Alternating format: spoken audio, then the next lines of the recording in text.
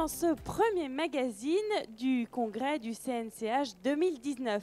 Au sommaire de cette édition, quelle est la place de la femme médecin en cardio-interventionnel? C'est la question que nous poserons justement à deux femmes, Géraldine Gibaud-Gentil, praticien hospitalier, responsable de l'unité ambulatoire au centre hospitalier de Versailles, et Priscille Kemchung, cardiologue interventionnel à l'hôpital Saint-Joseph dans le 14e arrondissement de Paris. Toutes les deux ont su s'imposer dans cet univers masculin qu'est la cardiologie interventionnelle. Elles nous raconteront leur parcours. Et puis Yannick Breton nous rejoindra sur le plateau, médecin anesthésiste dans une clinique privée à Bordeaux. Il a créé, fin de l'année dernière, début d'année 2019, Before-Doc. Cette application permet d'améliorer le parcours des soins. Comment? C'est très simple. Il nous expliquera tout. Et enfin, Estelle Gandbach, praticien hospitalier à la Pitié-Salpêtrière, et Jérôme Taïeb, cardiologue, praticien hospitalier au centre hospitalier d'Aix-en-Provence, débattront d'un sujet un petit peu houleux, IRM et prothèse cardiaque implantable. Faut-il poursuivre les recommandations des constructeurs? Allez, c'est parti pour 30 minutes. D'abord, quelle est la place justement de la femme en cardio-interventionnel? Je suis pour ça donc accompagnée par deux femmes, Géraldine Gibaud-Gentil, bonjour, et puis Priscille Kemchung, bonjour. Bonjour Géraldine. Alors, la proportion des femmes dans la cardiologie interventionnelle, elle est faible, il faut se l'avouer, elle est entre 5 et 7%. Il faut dire que c'est une discipline quand même qui n'est pas forcément facile et compatible avec une vie de famille, avec des astreintes, des gardes, des urgences pour les infarctus. Et puis, cette activité utilise des rayons X qui sont strictement dangereux et proscrits. Quand on est une femme enceinte, ça lui impose d'interrompre sa grossesse, toute activité pendant sa grossesse, qui peut gêner l'organisation d'un service. Géraldine Gibaud-Gentil, est-ce que ça a été compliqué pour vous de faire ce choix d'être médecin en cardiologie interventionnelle? Alors, ce métier, d'abord, il faut, je pense, reprendre le contexte actuel de mouvements forts de féminisation de beaucoup de professions. Cette profession est soumise à des obstacles, effectivement, qui sont liés au fait qu'on utilise des rayons X, mais c'est aussi une profession très masculine, donc il faut savoir s'imposer. Pour moi, ça a été assez évident, le parcours a été assez simple parce que j'avais très envie de faire ce métier. C'était pour moi comme une récréation dans mon univers de cardiologie. Donc je me suis donné les moyens et puis je pense avoir rencontré des personnes qui ont toujours été assez bienveillantes dans mon parcours et du coup qui m'ont donné la possibilité de m'exprimer dans cette profession. Je pense que j'ai aussi beaucoup travaillé sur l'organisation et de ma vie professionnelle et de ma vie personnelle pour que les deux s'accordent. Et vous, Priscille, ça a été facile? C'était aussi une récréation comme Géraldine ou pas? Alors, la cardiologie interventionnelle, effectivement, pour moi, c'est une récréation. L'accès à ce métier, alors, c'est vrai que moi, j'ai été, je pense, très privilégiée parce que j'ai eu un mentorat qui a été exceptionnel, mais malheureusement, c'est exceptionnel. Donc, ce n'est pas du tout le cas de toutes les cardiologues interventionnels qui seraient intéressés par ce métier, où c'est vrai qu'il faut avoir dans son entourage des personnes qui accepteront de vous former, qui se reconnaîtront aussi en vous et qui vont avoir envie de vous transmettre vos compétences. Ce n'est pas toujours le cas. Il faut savoir quand même que c'est une profession qui est extrêmement concurrentielle entre tous les internes qui ont envie de faire ce métier et la disponibilité des postes. Et je pense que la faible féminisation de cette branche est aussi une forme d'expression de cette concurrence. C'est-à-dire que quand vous éliminez une certaine partie de la population, vous éliminez aussi une certaine partie de la concurrence. Maintenant, et vous avez été bien entourée dès le départ? Oui, moi j'ai eu la chance de rencontrer le professeur Dufoirandé, pour ne pas le nommer, qui m'a poussée en fait dans ce métier, alors que c'était pas vraiment ce qui était prévu. Et puis j'ai été formée par le docteur Champagne qui m'a extrêmement entourée et qui a été extrêmement présent. Mais j'ai eu un poste qui a été fléché dans la cardiologie interventionnelle, mais c'est aujourd'hui pas le cas de tous les postes de formation. Et puis ensuite, ce type de poste n'est pas forcément accessible à beaucoup de femmes, donc, et même pas à beaucoup de cardiologues de manière générale. Voilà, donc je crois que toutes les deux, nous avons eu de très bonnes expériences qui sont, je pense, exceptionnelles. Et ça explique pourquoi nous sommes dans un taux aussi faible. C'est parce que ça reste exceptionnel. C'est pas le cas de toutes les femmes. Et est-ce que vous vous êtes arrêtées mutuellement, toutes les deux, pour vos grossesses, justement, aussi ça a été un frein dans votre carrière? Alors, ça a été pour moi un frein une seule fois. Pour un poste de chef de clinique, je n'avais pas encore d'enfants. Et donc, on m'a clairement dit qu'on choisirait quelqu'un qui avait déjà des enfants. Donc, c'était aussi une femme. Donc, voilà. Et puis ensuite, j'ai trouvé des gens qui ont tout à fait accepté. Moi, je me suis arrêtée dès le premier mois de grossesse. Donc, c'était une grossesse désirée. Donc, il n'y avait pas d'ambiguïté. Je le savais très vite. Et pour les 2 fois, j'ai vraiment pas eu de soucis. Mes collègues ont été très bienveillants. Il faut savoir qu'on s'arrête dès le début. Ça fait qu'on est absent 12 mois de la profession, entre le congé maternité et l'arrêt de la cardio interventionnelle. Mais on peut faire plein d'autres choses. Moi, je fais du scanner, de l'IRM, de l'échographie à l'époque. Donc, c'était pas vraiment un problème. Et ils m'en ont pas voulu trop. J'ai pas fait 10 enfants, j'en ai fait que 2. Donc ça a été. Oui, et puis c'était un souhait d'en faire que 2. Je me suis pas mis de pression là-dessus. Alors je crois que pour revenir juste aux chiffres, sachez que la profession de cardiologue est déjà une profession très masculine actuellement. Ça changera peut-être parce qu'il y a de plus en plus d'étudiantes en médecine. Par rapport aux étudiants. Donc peut-être que ce débat-là n'existera pas dans 20 ans. 10 ans. Peut-être, ça sera complètement désuet. Mais voilà, et que en cardiologie, il n'y a que 26% de femmes. Et en cardiologie interventionnelle, effectivement, sur 1000 cardiologues, enfin environ 1000 cardiologues interventionnels, il n'y a que 5 à 7% selon les études de femmes. Alors, et puis que les postes sont très réservés aussi dans les instances dirigeantes ou dans les représentations de groupes de réflexion, les femmes sont très peu représentées. Voilà. Mais pourquoi justement les femmes sont si peu représentées? Là, on parle de cardiologie interventionnelle, mais on peut peut-être replacer ce débat de la femme en médecine, de la femme dans la société. C'est quoi les vraies raisons? Est-ce qu'il y en a? C'est une crainte? C'est quoi? Je ne suis pas sûre que les hommes nous en veulent et nous empêchent. Je crois qu'on s'empêche suffisamment toute seule. C'est-à-dire qu'on se met soi-même une barrière, on s'auto-censure et on ne s'identifie pas. Parce que les femmes et les groupes en général s'identifient. C'est-à-dire que les femmes, pour qu'elles aient envie de venir, il faut qu'elles voient des femmes. C'est-à-dire que si on voit que dans certains services, il y a des cardiologues femmes interventionnelles, on va davantage être attirés. Et vous, dans votre service, il y a combien de femmes, par exemple? On est 2 sur 4, donc on est à parité. En parité. Et vous? Là, moi, je suis la seule femme cardiologue interventionnelle. Par contre, sur l'équipe générale de cardiologie, nous sommes 5. Il y a 5 femmes.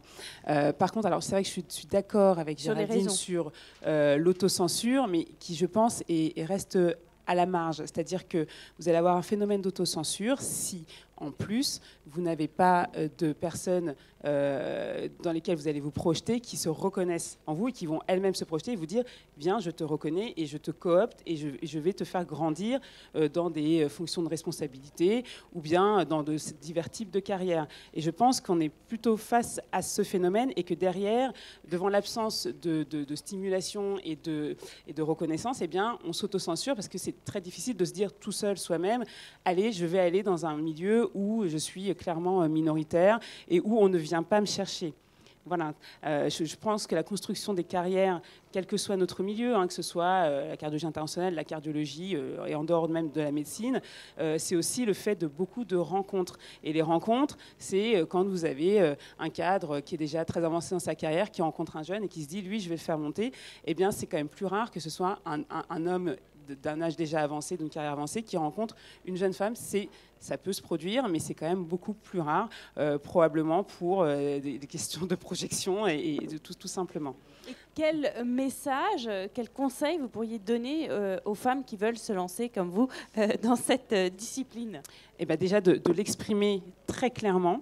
de ne pas avoir peur de gêner ou de choquer, parce qu'au moins on ne pourra pas leur reprocher de ne pas l'avoir dit. Et ça, c'est vrai que souvent, quand vous avez des jeunes filles ou des jeunes internes qui se disent ah non, peut-être pas, etc. Je vais attendre que ça vienne tout seul. En fait, non, ça viendra pas tout seul. Ça vient jamais ça vient jamais tout seul. Se il faut exprimer.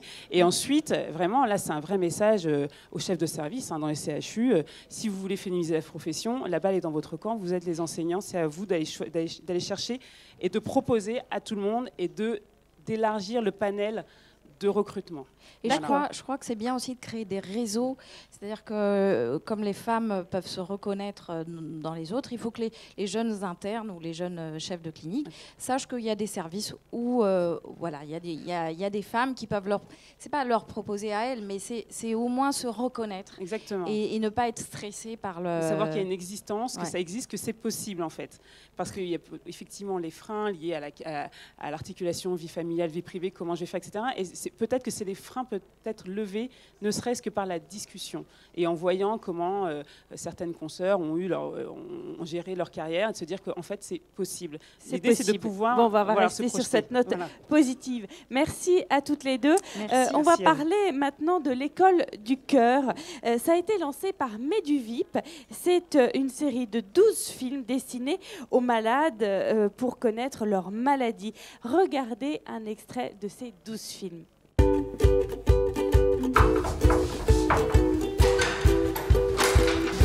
Bienvenue les enfants.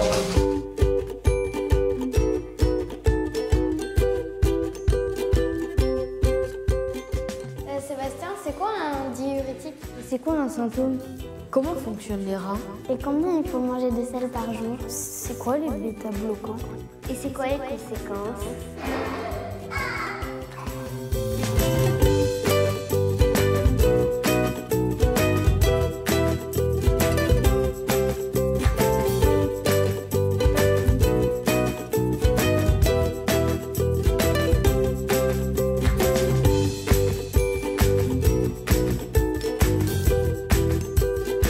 Le cœur, vous savez que c'est un gros muscle.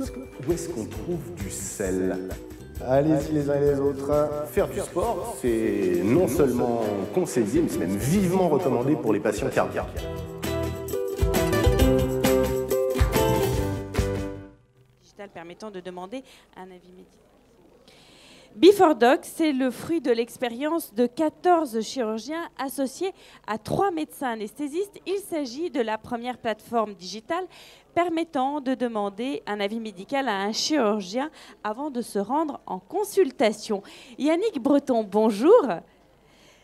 Bonjour Géraldine. Vous êtes l'un des 3 anesthésistes justement qui avait lancé début d'année 2019 Before Doc. L'idée vous est venue comment? Du terrain? Effectivement, l'idée vient essentiellement du terrain, avec un retour patient d'un côté, un retour médecin de l'autre. Le retour patient, c'est quand je suis un patient, que j'ai besoin d'avoir une consultation, soit chirurgicale, soit spécialisée, je ne vous apprends rien, c'est galère. Il y a des délais qui sont importants, il y a des trajets qui sont de plus en plus importants parce que les centres se spécialisent et deviennent des centres d'expertise. Et pour un patient, venir en consultation et finalement avoir une consultation pas complètement efficace et devoir revenir une seconde fois, c'est compliqué. Ouais, c'est frustrant quand on va à une première consultation et puis on doit revenir parce qu'on n'a pas tous les documents. C'est soit parce qu'on n'a pas tous les documents ou soit parce que finalement le médecin aurait pu faire déjà un premier diagnostic grâce à un interrogatoire bien conduit, puisque une consultation en médecine, c'est un interrogatoire et ensuite un examen clinique. Donc si on digitalise tout l'interrogatoire au départ, plus les examens et l'analyse des examens complémentaires, on a fait une grosse partie du job. D'accord, donc Before Doc va justement permettre de faire cet interrogatoire. Before Doc, c'est ça, c'est un recueil des antécédents, de l'histoire de la maladie, recueil des examens complémentaires, recueil de tout ce qui fait que le patient a besoin de venir vous voir, une analyse en ligne de façon asynchrone, ça veut dire à n'importe quel moment, et une réponse au patient avec une orientation, avec des conseils, avec des ordonnances, avec des examens complémentaires à aller faire, et puis finalement une prise en charge plus rapide si besoin, ou alors au contraire, on peut potentiellement ralentir et augmenter le délai. D'accord. Et comment ça se passe en fait? C'est le patient lui-même qui va sur votre plateforme, qui se connecte et qui va répondre en fonction de sa pathologie à un questionnaire? Alors on a finalement deux offres au niveau de Before Doc. Soit c'est le patient de manière spontanée qui va sur la plateforme pour demander une analyse de son dossier médical en ligne. D'accord. Soit c'est le médecin qui lui dit écoutez, moi j'analyse d'abord votre dossier médical avant de vous recevoir en consultation pour que la consultation soit plus efficace. D'accord, donc c'est merveilleux. Du coup, ça va désengorger la liste d'attente grâce à votre système. L'objectif, effectivement, c'est d'améliorer l'accès aux soins et de diminuer le temps d'attente. Ouais. Et les médecins sont payés comment? J'imagine qu'ils passent du temps après à lire cet interrogatoire et à poser un diagnostic si besoin ou à délivrer une ordonnance. Donc ils sont rémunérés pour cet acte? Alors ça dépend des médecins. Il y a des médecins qui l'intègrent complètement dans leur stratégie et dans leur organisation. D'accord. Eux ne sont pas payés. Ils considèrent que ça fait partie finalement de l'acte et de l'acte de la consultation que de faire d'abord une analyse et ensuite finalement je ne fais que renforcer ce que j'avais supposé en analysant le dossier. Donc eux ne sont pas payés. Et il y a des médecins qui sont payés par le patient.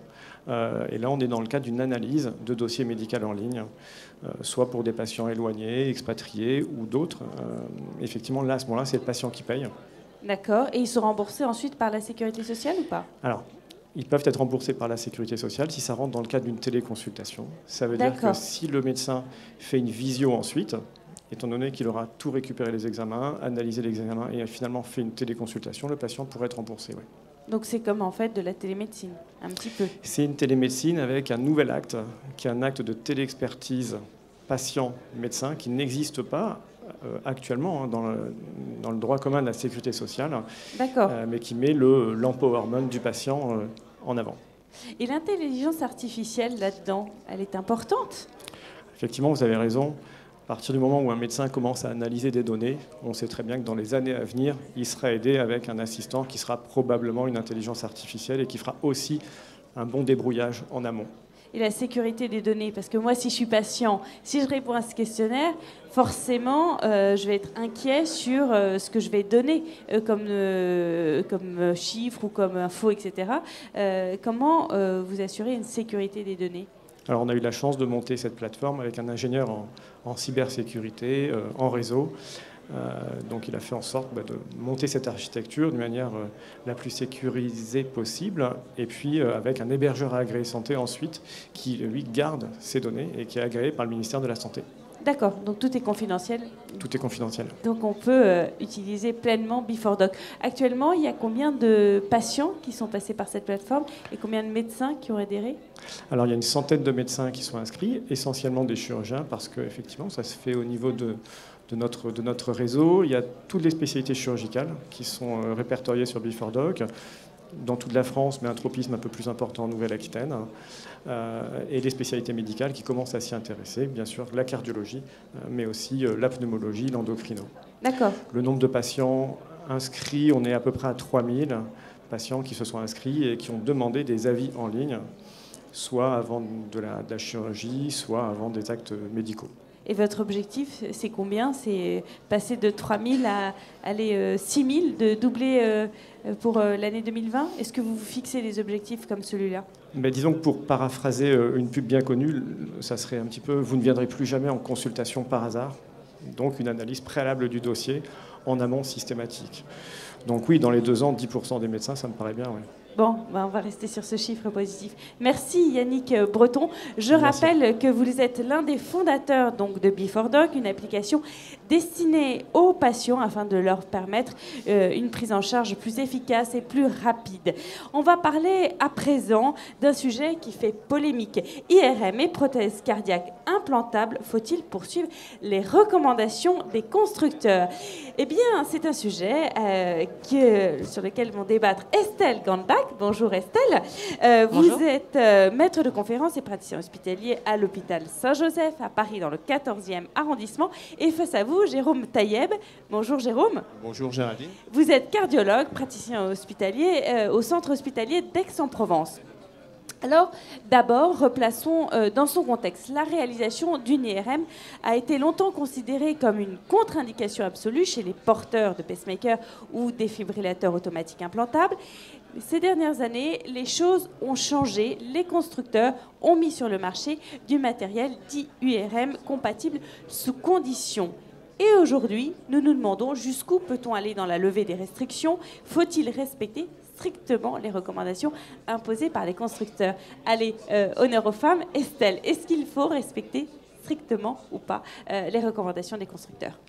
Alors, on sait que maintenant, il y a quand même des registres qui ont été faits. On a des données maintenant qui sont assez fiables sur des milliers de patients qui ont montré qu'on pouvait faire des IRM de manière sûre, sans incident particulier, chez des patients qui avaient des prothèses non IRM compatibles et donc non garanties IRM compatibles par les constructeurs.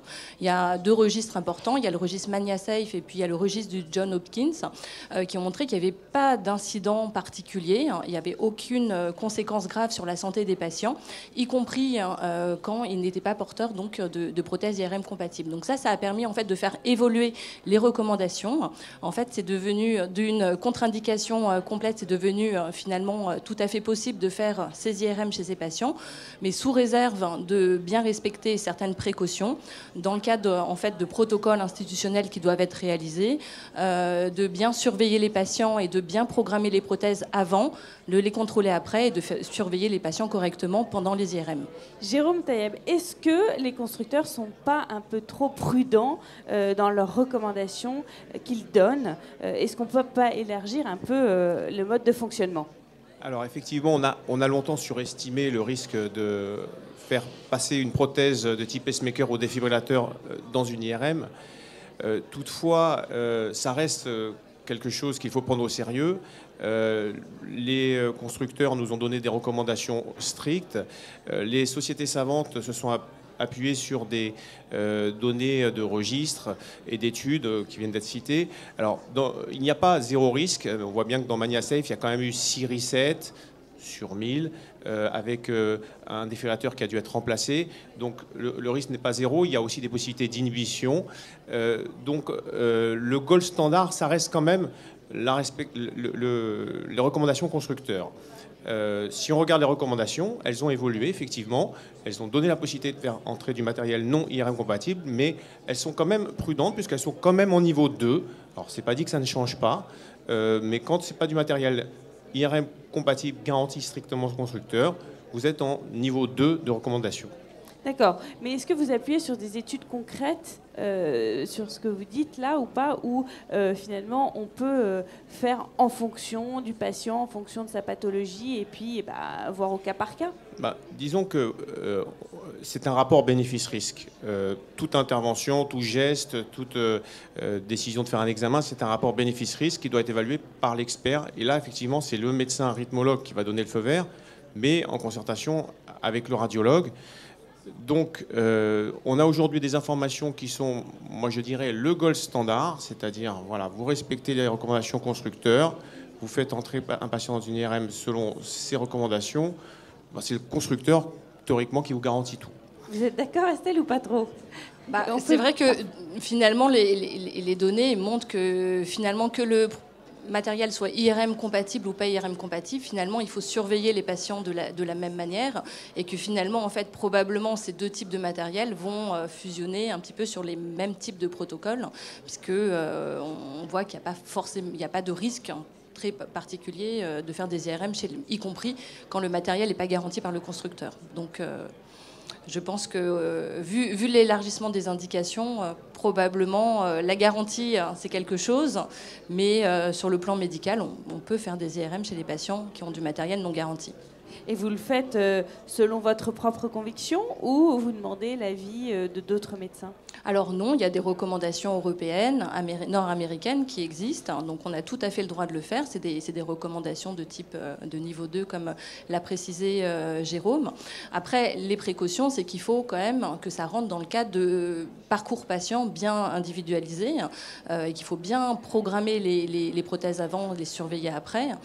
Mais toutes les données sur maintenant plus de 2500 patients montrent qu'il n'y a pas de risque important sur la santé des patients quand ils sont porteurs de ce type de prothèse. De toute façon, le risque zéro n'existe pas. Tout à fait. Après, il faut voir, c'est une question, comme l'a bien précisé Jérôme, de bénéfice-risque. Si on pense que l'IRM est effectivement bénéfique pour le patient, il faut la faire. Il ne faut pas que le fait qu'il soit porteur d'une prothèse, même si elle n'est pas garantie par le constructeur, limite son accès à l'IRM. Ça, c'est vraiment important. Sinon, le patient n'a pas toutes les chances. Exactement. De survie pour vous. Il y a des études qui ont montré que, par exemple, des patients qui étaient porteurs de défibrillateurs avaient 50 moins de chances d'avoir accès à l'IRM que les patients qui n'étaient pas porteurs.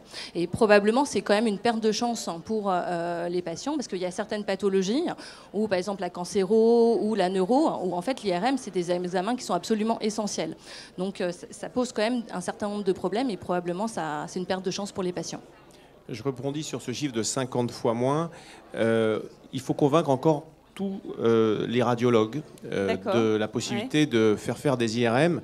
Et effectivement, quand vous arrivez avec un dossier où vous dites, voilà, c'est garanti totalement constructeur, vous avez plus de chances de convaincre votre équipe de radiologie. Alors évidemment, il faut distinguer les équipes de radiologie où tout est bien déjà huilé. Mais ce dont vient de parler Estelle, c'est les patients qui vont dans des centres où ça n'existe pas, où ça ne se fait pas parce que ça existe. Hein. Il y a des centres où on refuse encore de faire des IRM à des patients porteurs de pacemakers défibrillateurs. Donc voilà, ça évolue. Et dans le bon sens. Voilà, dans le bon sens. Et donc je pense que c'est le gold standard, ça reste vraiment les recommandations constructeurs. Et effectivement, les sociétés savantes, à travers les études de vraie vie, nous ont montré qu'on pouvait, à condition de faire un workflow de qualité, offrir ces IRM à ces patients. Et Estelle, qu'est-ce que vous pensez de respecter les boîtiers et les sondes? C'est obligatoire? C'est utile? Vous voulez dire des boîtiers et des sondes de la même marque? Oui. Alors oui, ça c'est un vrai problème. C'est une question assez récurrente puisqu'en fait il y a beaucoup de centres qui mettent des sondes d'une marque, des sondes IRM compatibles avec des boîtiers IRM compatibles d'autres marques. Il faut savoir que normalement ce qui est garanti constructeur, c'est les sondes et les boîtiers de la même marque, puisqu'en fait, ce sont les constructeurs qui ont montré l'IRM compatibilité et donc ils ne se sont pas amusés à aller combiner leurs sondes avec les boîtiers de la marque concurrente. Ce qui est logique. Ce qui est assez logique. Mais il y a quand même... Clairement, la plupart des centres considèrent que ces systèmes, entre guillemets, de marques différentes sont quand même IRM compatibles. On avait fait une étude avec Jérôme l'année dernière qui montrait qu'il y avait 56% des centres qui les considéraient comme ça. Et c'est vrai que dans la plupart des centres, on considère ces systèmes comme quand même IRM compatibles. Et à ma connaissance, aucun incident particulier n'a été rapporté jusqu'à maintenant. Donc, on peut faire là encore... Mon opinion, c'est que oui. Vous êtes d'accord ou pas, Jérôme? Oui, on n'aura pas les constructeurs avec nous pour ça, mais effectivement, là, c'est les médecins qui doivent faire leurs études, leurs registres, et ça va dans ce sens-là. Mais encore, pour l'instant, en tout cas, dans les recommandations, si vous avez du matériel boîtier et sonde IRM compatible, mais pas de la même marque, c'est considéré comme un système non IRM compatible, donc en niveau 2 de recommandation. Est-ce qu'il y a un problème de coût d'assurance? C'est vraiment obligatoire ou pas de suivre ces recommandations ou il n'y a pas ce genre de problème d'assurance? Des recommandations, c'est des recommandations. Il y a des niveaux 1, 2 et 3, bien sûr. Nous, on est responsable du rapport bénéfice-risque de ce que l'on fait. Voilà. Et donc, on s'appuie sur les recommandations, mais ce n'est pas des recettes de cuisine. Bon, merci à tous les deux. Merci Estelle Gambach. Merci beaucoup. Je voudrais juste ajouter qu'il y a, je ne sais pas si on a la possibilité de montrer la diapositive avec la possibilité d'accéder à toutes les données de IRM compatibilité alimentées sur un site de la Société française de cardiologie, et les informations sont envoyées par les constructeurs. Donc je ne sais pas si vous avez eu la diapositive. Non, alors sinon je la donne, c'est pas grave. Il suffit de taper dans Google IRM compatibilité, vous tombez sur le site. Oui, c'est ça. C'est ce que j'allais dire en conclusion. Vous voyez, vous m'avez devancé en disant que si vous aviez envie d'avoir des précisions, eh bien, il faut aller se rendre donc sur le site internet IRM compatibilité. Il est édité par la Société française de cardiologie et vous permettra justement de clarifier la position du groupe de rythmologie sur cette question. Merci à tous de nous avoir suivis.